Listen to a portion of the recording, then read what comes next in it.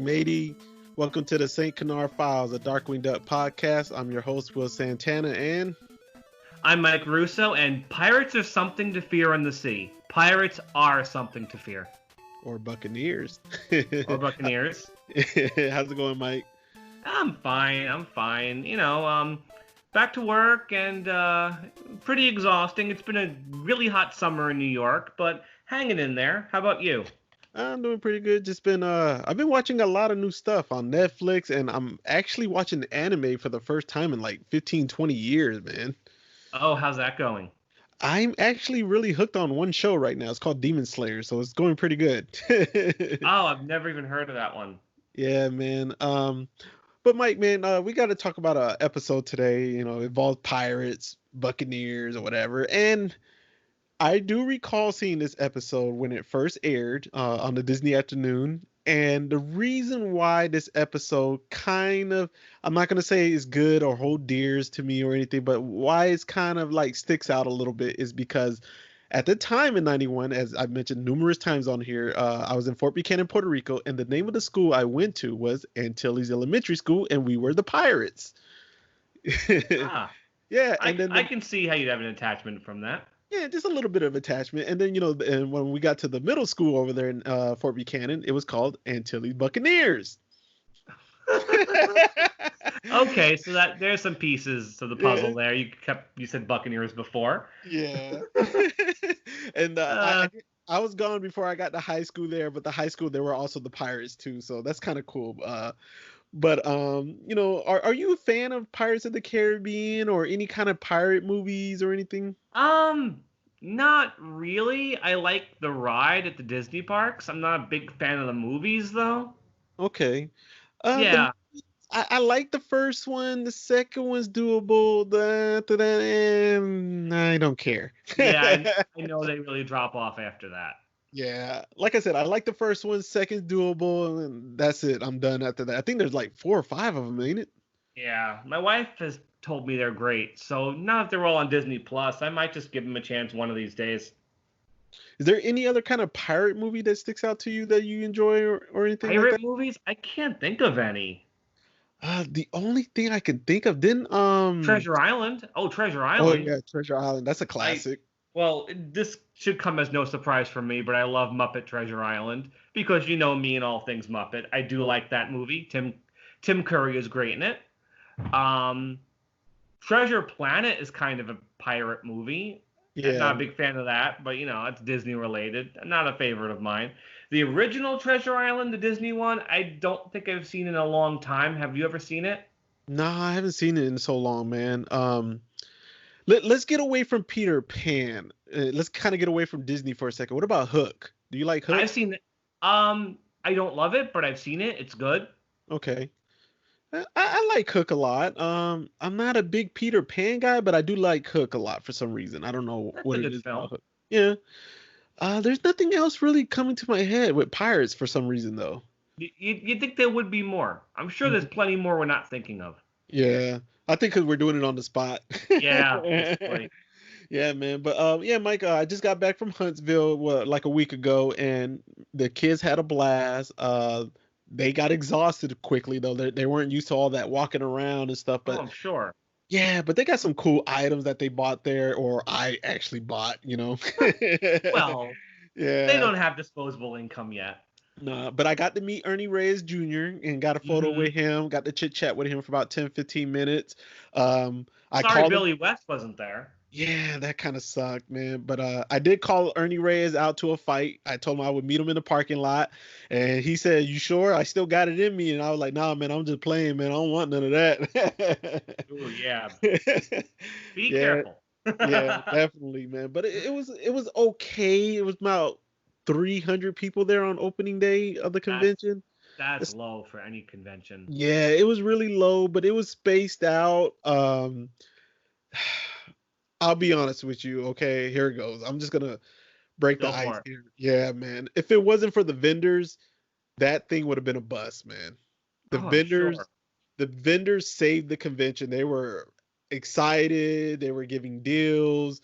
They were giving bundle deals. Like they were willing to barter, or let you barter them. Not really lowball them, but they were Well, willing to work out a deal. You they can say, probably have to make their money back just from being there. It costs money to get there and everything. So with low turnout, they're going to want to sell things for whatever they can just to make some money. yeah, and I'm sure they don't want to load it back up in the truck and all No. that. Yeah, like get rid of what we can. That's a fair price. Yeah, I mean, I've gone to quite a few Godzilla conventions. I have many, many friends who are dealers, and they don't want to bring home a lot of merchandise. They want to get rid of as much as they can. With it, Mhm. they want to sell it within reason, but you don't want to be taking things home with you.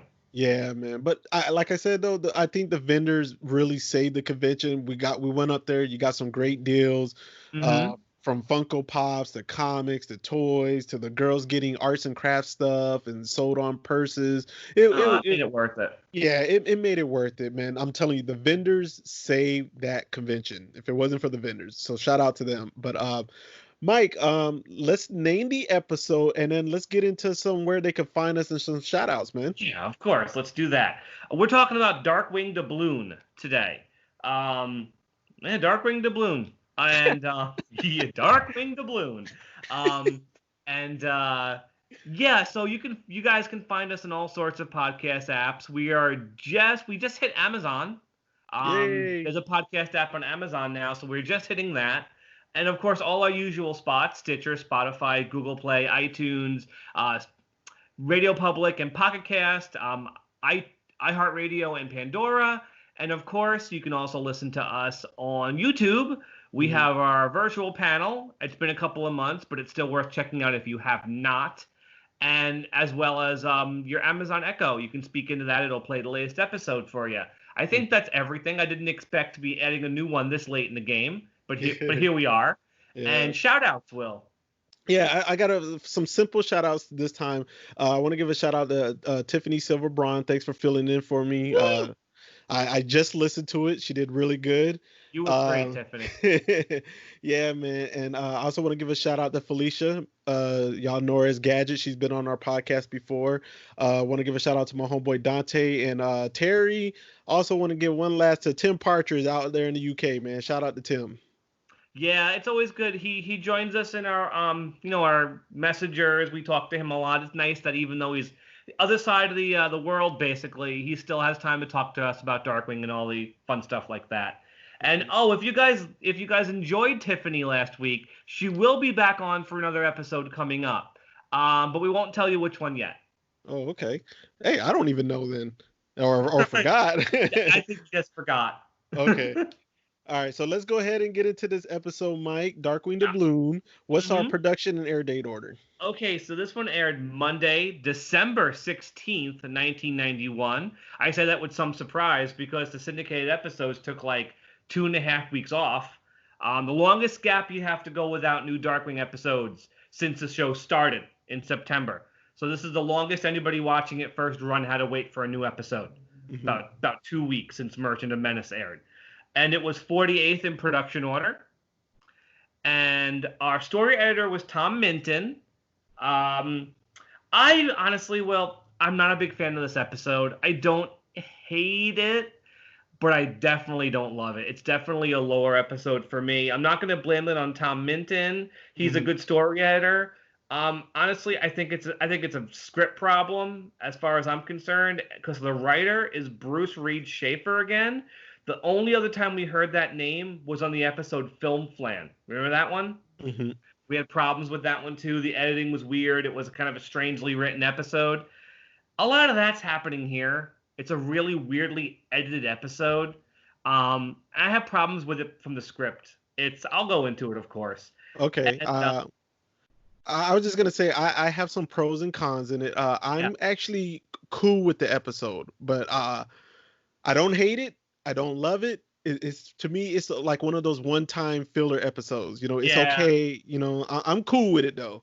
Well, one of my problems with it is I think it could have been a lot better. Yes, I do agree with that. There's a lot of things going for it. It has a ton of characters in it, like a ton. It's kind of almost like a mini Justice Ducks episodes. Not all the characters are the same, but you still have the Fearsome Five. You have Gizmoduck. You have Stegmutt. The Muddlefoots have a brief appearance. There's a lot going for it, but it's just a super unfocused, sloppy episode that has its pros, but I'm just not feeling it. After all these years of watching it, I'm still not. It's just not a favorite of mine.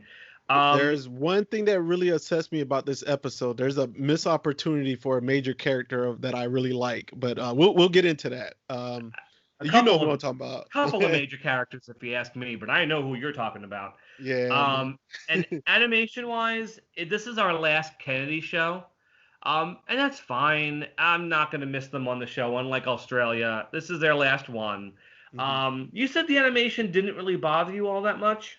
No, it didn't really bother me too much. I thought it was fine. I know you're not a big fan of Kennedy at all, but I don't think this is their worst one. But I know you got some behind the scenes info about that. It's not, the animation isn't terrible in that, oh my God, this is god awful kind of way that other Kennedy episodes were. But I find a lot of it to be super bland, and there's a reason for it.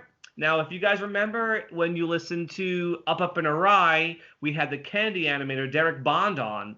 About 2 years ago, I talked to him about this episode. His words, Darkwing Doubloon was a nightmare and a horror of horrors to animate. He said Kennedy Cartoons was not equipped to handle an episode with 16 different characters, and I count 16. I'm counting Seaman Drake and Fenton as separate characters because they are separate characters. So he said 16 different characters, all but one of them in a different outfit, and all the action taking place on boats in the water. He said Kennedy was not able to handle that, and the whole episode was a complete horror show. He did not enjoy working on this one. And looking at the finished animation, it's competent, but it looks like no one's having fun animating this thing. And it's a little sloppy, but it's not terrible. It's adequate. But I expect more from Darkwing Duck, you know? Were there any scenes in particular that really it jumped out at you that you really loved? There was one scene when they were floating in the ocean and the sun and the ship, one of the ships is sinking. I don't want to get too in detail. I kind of want to wait to it, you know. I do agree with you on that one, but we'll wait till that happens. Okay. But, again, before we jump into the plot, not a huge fan. I know you like it a little bit better than I do. So that said, let's start talking about the episode. All right. We got Herb and Binky and their royalty. And we got Tank. Oh, yeah, I was just going to say, and we got Tank, and he's bullying Honk. Yeah, so we get the Muddlefoots at the beginning here, which is nice. This isn't the only time we see Herb as a king. They put him in a king outfit later on in the series, too. Let's not talk about that. Oh, yeah, you don't want to talk about that. I don't want to talk about that one either. But here's our problem. We have so many characters, and we only have a half hour. Binky gets 2 lines. Tank gets 1. Honker doesn't talk at all. Yeah. And even before we see the Muddlefoots, the episode starts on modern-day St. Canard and then fades into the title card with the pirate ship. And you get like regular Darkwing Duck narrating it really fast, like he's talking super fast. I feel like it wasn't supposed to start that way, like it was just supposed to start with the ship. But someone's like, hey, the kids will get confused if it's just a pirate ship. We have to explain what's going on here. So just get Darkwing the narrator at the beginning. Because the beginning is very sloppy. And like Darkwing's talking super fast, like setting up the story. So here are the Muddlefoots, and then we switch over to the villains. Yeah, we got Megavolt. He doesn't want to get wet. Well, I don't blame him. And then we got Negaduck and the villains, and they spot the royalty. Yep, they spot the royalty. Interesting thing here, we have our fearsome 5. I would say Negaduck, Megavolt, and Liquidator are treated very well. 2 characters aren't. Are you ready to vent about which one you're upset about? Yeah, hurry up and get it over with. Quackerjack has literally 3 lines of dialogue in this one. He is not dressed in any interesting pirate outfit. No toys, no banana brain, nothing. He might as well not even be in this episode. Mm-hmm. Like, neither should Bushroot. Bushroot does nothing in this one. No plant stuff. He has 3 lines, just like Quackerjack. And he's dressed, like, in a fez and, like, Aladdin parachute pants. It's really odd. Missed opportunities all around in this episode to use the villains in a really fun way. Besides Megavolt. Megavolt gets some cool scenes. Yeah. But I know Quackerjack let you down, and I was let down by him, too. Yeah, Liquidator got a cool scene, too, with LP, but we'll get into that later. Yeah. So here's our villains, the Fearsome Five. They see the Muddlefoot's, the royal ship, and they decide to rob it. And we didn't mention somebody else who's aboard the Muddlefoot ship. Seaman Drake. It's Seaman Drake. I like to know what was going on with the voice direction, because Jim Cummings' voice for Seaman Drake keeps changing. Mm-hmm. First, it's the normal Darkwing voice, and then it's like the accent he has through most of the episodes. And every time he's Seaman Drake, the voice flip-flops. Did you notice that? Yeah. Yeah, it's really, really odd. And I want to say right now, the voice for Darkwing Doubloon drives me up a wall. I'm not a fan of it. It's okay. Yeah, but it's odd. But so yeah, the Fearsome Five, they rob the ship. They take all the gold and all the treasure. Mm-hmm. And so what happens next? Drake, he tricks the royals that the ship is going down. Yeah, I mean, the Muddlefoots are not all that bright. They fall for it. They hop in a lifeboat and they leave, and we don't see them again until the end of the episode. Mm. I noticed an animation mistake that when the Muddlefoots are jumping in the lifeboat, you see Seaman Drake, up on top of the ship, putting on his mask, but the mask isn't colored in. Oh, I didn't see that. Yeah. I didn't catch that one. So we meet Darkwing Doubloon's crew. Mm-hmm. So who's his crew? We got LP and Fenton. They're sword fighting. We got Stegmutt and Gosling. This is where I get mad, Mike. This is the missed opportunity. Neptunia should have been there. She's the ocean. Why? Who would you have dumped for Neptunia? I would have dumped anybody. Maybe Goss. Aw. or Stegmutt, Yeah. Because to me, Neptunia made more sense than Stegmutt, man. Yeah, I wonder why they chose Stegmutt over Neptunia. That had to have been. I'm not a big fan of Stegmutt. I know when we did a poll on our page, Stegmutt won over Neptunia, but I'm a Neptunia guy, so I'm so sorry. Yeah, and I love Susan Silo. And happy birthday, Susan. Happy belated birthday. Yeah, happy belated birthday, Susan Silo. Pointing out, this is Stegmutt's last episode, and this is Gizmoduck's his last episode too. We don't see him as Gizmoduck yet. They actually throw Fenton into this episode. He only gets 2 lines. Like, I don't even know why he's in this as Fenton when they don't even use him in any clever way. Mm-hmm. So yeah, Darkwing Doubloon shows up. He has, kind of the basic Darkwing outfit, but it's all piratey. He has the pirate hat. He's wearing pants. Mm-hmm. And he wants to go and, fight Negaduck. Yeah, he wants to go fight Negaduck for the vessel he stole. Mm-hmm. And this is a funny scene. There's 2 hilarious scenes to me on this episode, Mike. I love when Negaduck starts off this scene. He goes, 1 for you, 36 for me. Yeah. Negaduck's not going to share loot, fairly. Of course he's not. Yeah. So Doubloon gets an entrance line, of course. He says, "I am the terror that sails the seas. I am the flea on your parrot." And no, I'm not going to do it in the accent. Yeah, so then we get DW and Negaduck, but DW tricks Negaduck on the plank. Very Bugs Bunny Yosemite Sam. Yeah, he spins the plank around and pretends to fall off the other end, and Negaduck steps off the right end, ends up in the ocean. Yeah. Negaduck's like the MVP of this one. I think Negaduck's like the best character, and basically he's still Negaduck even though he's a pirate. Mm-hmm. And I like how he keeps calling him Dimwit Buffoon. Yeah, Buffoon. Dimwit Buffoon. I think one time he calls him Baboon. One time later on. Yeah, he does call him Baboon. Yeah. This scene ends in a really odd way, and I'll describe it. Yeah, the balloon grabs the coin, and he's like, "I'll take this as a remembrance of our something like that." And then Negaduck pulls the hat over his head and sticks his hand into the hat, into his neck, and then reaches around, and then Doubloon disappears in a cloud of smoke. I don't know what Negaduck was trying to do, but it was really strange. So this whole thing, Doubloon goes back to his crew members and tells them he wasn't there to get the treasure. He was just there to give Negaduck a false sense of advantage. So the whole scene was pointless. He didn't even need to be there. Mm-hmm. That's my thing about this episode script. It jumps back and forth to like their ship, Negaduck's ship. They get the gold, they lose the gold. This happens, and this episode is just basically one big fight. But this next scene, though, Mike, I think is the funniest scene in the entire episode. Like, I couldn't help but laugh and rewind it and watch it a second time. Which part is that? When we got Doubloon and his crew, they spot Negaduck and his crew, and both crews are now got ropes, and they're gonna swing to each other's ship.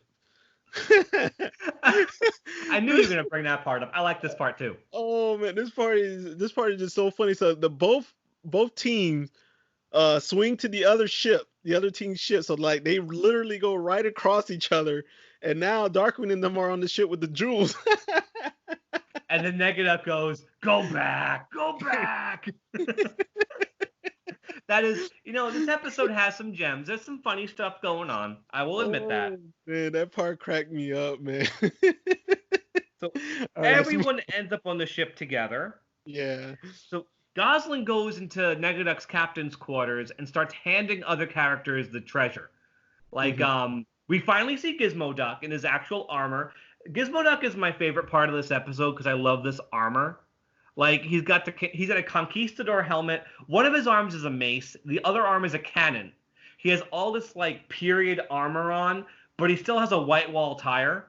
Like a 1950s tire he's riding on. I like the design. I like his regular armor more, but I think it's kind of cool. He even gets to say blathering blatherskite. So he gets into a fight with Megavolt, which is basically just him hitting Megavolt on the head with a mace over and over again. Yeah. And then Liquidator's fighting LP, right? Yeah. Who does LP remind you of? Come on, you got to know this one. I don't. Who does he remind you of? Oh, man, they had him dressed up like Smee from Peter Pan. Oh, with the striped shirt. I see it. Yeah, okay. and the bandana. Yeah, I mean, Smee is, completely different body type, so it didn't register. But with the stripes and the bandana, okay, I see it. I totally see it. So, yeah, LP's fighting Liquidator, which is, I don't really think we've ever seen them fight before. And so Liquidator manages to knock LP overboard, and then Liquidator and Megavolt defeat Gizmoduck together. They actually work together, which you never see. Yeah. Because it's cool. Liquidator becomes a puddle, and Megavolt electrifies the puddle, and Gizmoduck falls apart. Like, literally. He totally falls to pieces. Like, I don't even know where Fenton's body would be in there. Like, every part of his body falls apart. And they toss him overboard. And Stegmutt goes into the captain's quarters. Gosling gives him some jewels. But when Stegmutt turns around, he knocks Gosling into the empty treasure chest. And Stegmutt gets captured. And basically all the good guys have to flee the ship. Yep. They forget somebody, though. They forget Gos because she's stuck in the chest. Yeah, they didn't know where she was. They don't even realize she's gone for like several minutes. Yeah, and then we get DW and Negaduck really quick. And well, did we already skip that part where he falls off the plank? Yeah, that was earlier. Okay. No, I'm saying this time the DW falls off the plank. DW does, yeah. Yeah. He calls him baboon, and Doubloon's like, that's buffoon. I mean doubloon. And then falls off the plank, and they're all gone. The good guys have been beaten. And I guess this is funny. It makes me chuckle when Negaduck's like, yeah, we won, and everyone on the ship goes, yay. Like they could care less. Yeah, but then he realizes all his treasure is gone, man. Yep, because they all have the treasure on Doubloon's ship. And this is weird. He goes into his his captain's quarters, the treasure. The place has been ransacked. He grabs the treasure chest. He throws it up in the air, and it sticks to the roof of the cabin. Yeah, the ceiling. I don't know how it does that. I guess it's only like that so you could smack the bottom of it and Gosling can fall out. But that kind of defies physics, doesn't it? Yeah. So she comes flying out. She's his prisoner now. And then Doubloon and his crew discover she's gone. Yeah. And that's when Fenton gets his only other line. He just says, me neither. And that's it. There's no more Fenton for the rest of the episode. Yeah. And then that's when they try to sneak back to the ship, though, right? Yes, as quiet as shit mice, but no one told Gizmoduck and Stegmutt how to be quiet. Yeah, they're super loud. Yeah. I mean, And then Stegmutt's a dope. He jumps on everybody. He's I don't like Stegmutt. yeah, so they return the jewels for Goss. It's supposed to be a trade, but Negaduck reneges on the trade. Yeah, he's like, nah. And then Doubloon throws a hissy fit. Yeah. And Negaduck's holding Goslin by her pigtails. Mm-hmm. Which is kind of cruel, and that would hurt. Yeah, that would hurt. And they have the whole runner where they keep saying that Goslin is spirited, and then somebody else says he hates that. Mm-hmm. So that's a throwback to like Taurus Bulba always calling her spirited. It must be. Yeah, so then we get Darkwing comes up with a plan, or Doubloon, I'm sorry. Doubloon comes up with a plan where he wants to, he wants his ship to sink. He wants to fake him, fake him out. Mm-hmm. And Goss finds out, this is where we get an error though. Goss now finds out about Negaduck's island, his map that's in the cabin. And we get a huge error here, Mike, that I caught, you know? Yeah, for a single scene, Megavolt's drawn with his usual outfit. Mm-hmm. It's really quick though. Yeah, it's hard to see because I think Bushroot has a line during that shot, so you're not looking at Megavolt. Mm-hmm. This scene I do like. This is one of my favorite bits, even though it doesn't make a lot of sense. That Goslin says, "Oh, you must have an island," and Megavolt says, "You bet we do." And then Negaduck says, "You almost told her about the map," and he kind of didn't. He didn't say a word about a map. Yeah. And then Bushroot walks in and goes, "Yeah," and he almost told her it's in your cabin under the Stetson. And then, and that's like Bushroot's last line in the episode. I think he gets maybe one more. And then I do like when Negaduck chases them with his sword. He goes, "Come here with that! I'm gonna kill you with that!" He's gonna kill them. He's yelling at them. He's gonna kill them. Yeah. So Goslin gets away. She's able to escape the ropes and goes back into the cabin, steals the map. Negaduck comes back in, sees her with the map, and doesn't take it from her. Yeah. She's able to hide it. Yeah, he ends up tying her to the front of the ship. Yeah, he's like, "Oh, you have a lot of spunk." He goes, "You'd be a good figurehead for my ship." And he ties her right to the mast. Yep. Yeah, and then we get the Bloon ship with Negaduck's ship, and it's like they're going to ram each other, but they end up going side by side. They're playing chicken. Yeah. Basically. Two things I like as the ships are playing chicken, basically. Negaduck's ship, instead of actually turning around, the ship itself leaps up in the air, spins to face the balloon, and goes back in the other direction. Yeah, it does like a 180 in the air. And then when the ships pass each other, for some reason, Negaduck's ship does the goofy holler. Yeah, I heard that. Okay, I didn't know what that was at first. I was like, did I hear that correctly? It's for no reason whatsoever. His entire ship just goes, "Ooh!" It's ridiculous. And yeah, they're going back and forth, and Stegmutt throws Doubloon onto Negaduck's ship so he can go untie Goslin, but Doubloon gets tied to the mast because he doesn't know what he's doing. Goslin falls into the water. His ship gets destroyed completely, and Negaduck wins. Yep. And then didn't Doubloon make Megavolt until he turned him into a magnet too, didn't he? Oh, I skipped, and I like this scene. Yeah. Yeah. Megavolt becomes a living magnet at some point. The swords are flying at him. A cannon flies at him. Megavolt gets some cool scenes. Him and Liquidator are treated pretty well, I'd say. Yeah. Wouldn't it have been cool if Quackerjack had some sort of like silly pirate outfit, or Banana Brain was on his shoulder like a parrot? Yeah, they did him dirty though, man. They really did. Not a single toy. Yeah, but then we get Doubloon. He rescues Goz, but he ties himself up in the process though. Yeah. So he's actually tied to the mast as the ship rams into each other. So, and basically Doubloon's ship is chopped right in half, and Negaduck wins. Yeah. And everybody's in the water, and this is the animation scene. I do like it. You can describe it. Yeah, it's basically like the sun's going down or something, but it's really was it explosion from the ship sinking? The ship is exploding, yeah. Yeah, the ship is exploding, and it's like fire in the sea. It looks really nice, man, and they're all just watching it. The background art is cool. Yeah, it's really cool, man. And Gizmoduck has a little life raft he inflates around himself. And they all climb up on Stegmutt because Goslin reveals she has the map. Yup. and they all get on Stegmutt. He becomes their raft, and we get, the Fearsome Five end up on their island, and they actually sing. Not a It good sounded song. like the Bottles of Beer on the Wall song, but they kind of just remixed it. It does sound like Bottles of Beer. Yeah, pirates are something to fear on the sea. Pirates are something to fear. I think it's catch the ship, take the gold. Something, I don't know every single line, but as they're marching, the good guys are picking off the characters one by one. I like how they get rid of Liquidator. Did you see how they did that?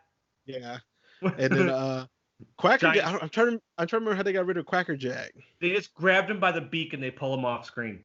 Okay. They pull Bushroot underground, and Liquidator, of course, they get him in a giant sponge. And Megavolt, they just grab him by the arms and just pull him off screen. And then the Doubloon and Negaduck get in a fight in the dark. Yeah, in their cave. It's all right. It's an interesting fight. I like the scene where Negaduck takes his sword, slices off the tips of the candelabra, and then blows them out. And the rest of the fight takes place in darkness. Mm-hmm. I mean, that's kind of cool how they set that up. You don't know who wins until you actually see Doubloon with his foot on Negaduck's back. Yeah. So we get Doubloon. He defeats Negaduck, and then Seaman Drake returns the jewels. Yeah, and we also see the bad guys one last time. They're all tied up in the brig. Now, I get tying up Quackerjack, Megavolt, and Negaduck. How does that work with Liquidator and Bushroot? Like, this is how far we've come from Dry Hard, where you can defeat Liquidator by tying him up. Yeah. And that's it. The bad guys are defeated, and yeah, Seaman Drake is back, and Herb is all appreciative. No, you locate a ship for me, you find my jewels, how can I repay you? He gives him 1 coin. Well, Drake chooses the 1 coin. Yeah. I guess it's the coin from the beginning of the episode that he wanted. It's not explained, but that's my assumption. Mm-hmm. Which, if that's it, it's not really explained too well. And that's it. That's it for this episode. So, yeah, I mean, they try for a cool scene of, like, they pan up to the mast, to the sail, and you see Darkwing Doubloon's shadow piloting the ship. And that's it. It just ends, and that's Darkwing Doubloon. My other question is Darkwing Doubloon supposed to be a bad guy, just not as bad as Negaduck? Because the Muddlefoots are afraid of him. And when Negaduck shows up, they're like, "Oh, I thought it was the Darkwing Doubloon." And is he supposed to be like a bad guy too? Like, I don't get it. I think he's supposed to be like a Robin Hood, I guess. That's what I took out of it. Yeah, like he steals from the rich but gives to the poor or something. They keep calling him the Scourge of the Seven Seas. Yeah. Like, I wouldn't call a hero that. And like Launchpad's like, "Yeah, you're the worst." And it's like, I don't know. Like I said, I think there's just script problems with this one, but it's fun. You watch it once, you're not really in a rush to ever watch it again. Yeah. Because I had to take pretty detailed notes to remember exactly what happened in this one. Okay, so let's get into the scores. Let's get into the Gascon ratings. Yeah. You want to start? Oh, you want me to go first? Okay. Go for it. Okay. I don't know what score you're gonna give. I'm gonna give it a 2. Okay. I think it's okay to watch one time. The scene where they swing to each other's ships was just hilarious. That is man. fun. That scene was just so funny. You know, it's kind of cool to see Gizmo. I don't care for Stegmutt, but you still get Liquidator and Megavolt. They get used really good. Yeah.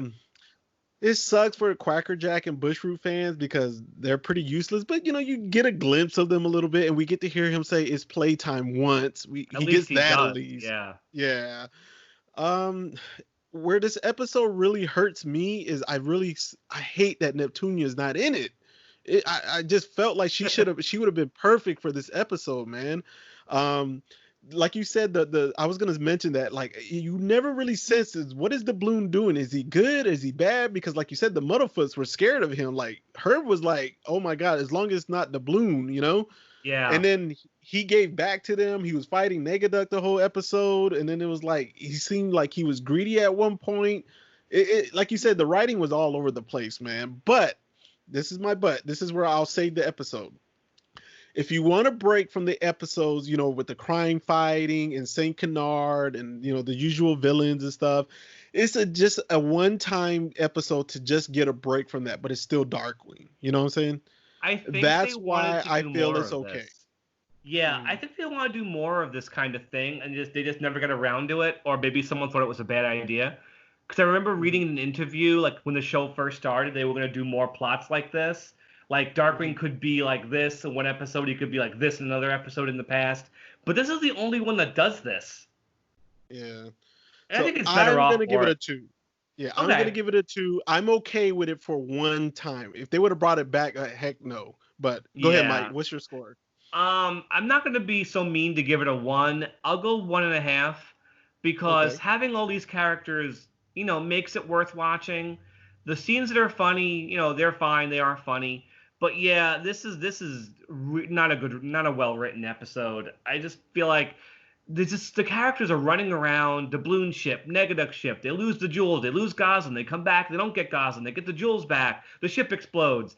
And it's just one big sloppy chase. And some characters are just not used well at all. Like, you could take Quackerjack and Bushroot out and it wouldn't change the episode at all. So it just feels like a very rushed, sloppy episode. But I like that Gizmoduck's in it. He's the last time we're going to see him. Negaduck's always funny. Like, there's not really a bad Negaduck performance. Even as a pirate, he's funny. He has some funny lines, like when he says to Goslin, "What's wrong with my cabin?" He's like, his feelings are hurt. So he's funny. It's always fun to see Herb. It's just, and the Kennedy animation isn't bad, but it's just bland. And knowing what I know behind the scenes, it explains a lot. So 1.5.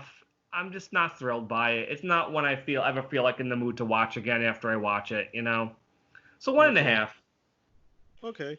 All right. So, Mike, before we announce the next episode, right? We have a little announcement of our own to make. You want to kind of get us started on that? Well, we've been trying to think of different things to do to extend the life of the podcast. We're pretty far into the show at this point. And we realized after the next episode aired, the show took a break in syndication for almost 2 months.